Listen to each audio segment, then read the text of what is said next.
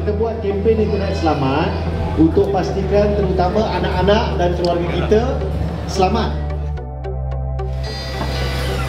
Selamat datang Rauh.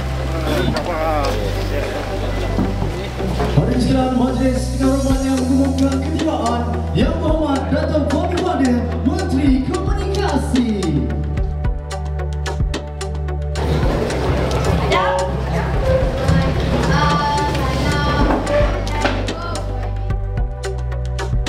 Saya nak jadi doktor. Doktor.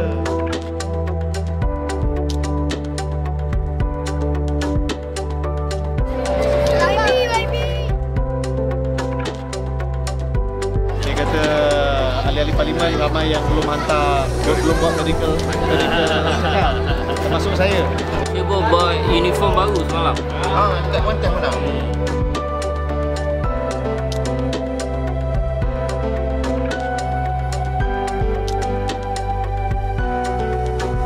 Kita mesti sama-sama berusaha untuk pastikan internet bukan hanya lebih luas tapi lebih selamat. KIS faham? Salam pasti? Nama saya Nur Adana Farihah. Belajar bahawa internet selamat ni tak boleh untuk kanak-kanak bawah 17 tahun. Tak pasti, jangan kasih. Tak pasti, jangan